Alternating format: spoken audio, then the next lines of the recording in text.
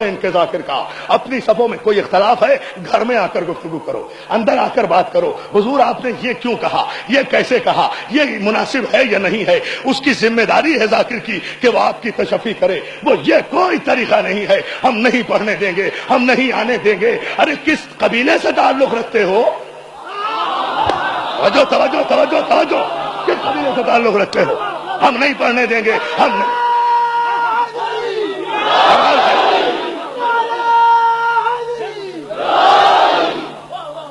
انسان ہے، انسان سے کوئی غلط جملہ بھی نکل سکتا ہے، کوئی غلطی بھی ہو سکتی ہے۔ اس کا مطلب یہ تو نہیں کہ آپ ذاکر حسین کی توہین کرنے لگے۔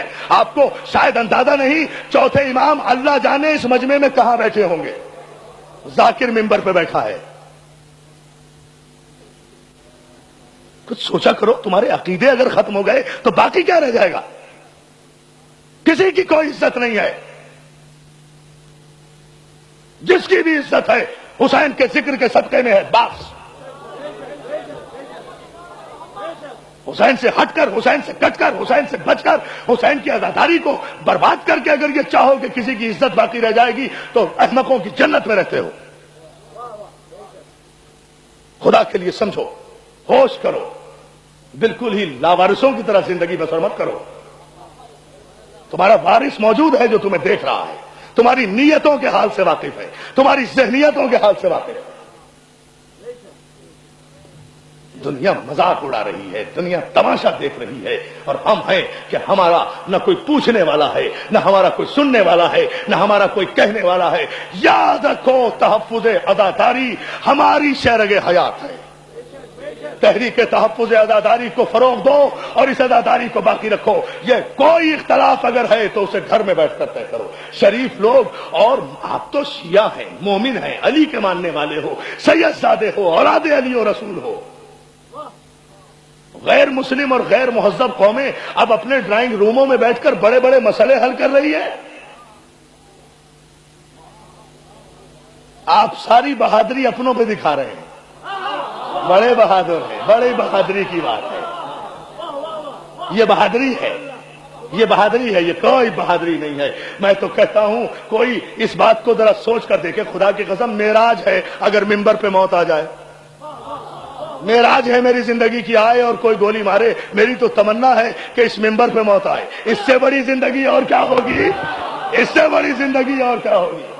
اس لیے کہ ذکر کرتے کرتے اگر موت آ جائے، میرا ایمان ہے خدا کی قسم، مولا حسین کی قسم، عباس کے علم کی قسم کھا کر کہہ رہا ہوں کہ میں جب اس ممبر پر آتا ہوں تو یہ کہہ کر آتا ہوں، فاطمہ زہرا میں کچھ نہیں ہوں، تیرے بیٹے کا ذکر کرنے جا رہا ہوں، تو جانے تیرا بیٹا جانے۔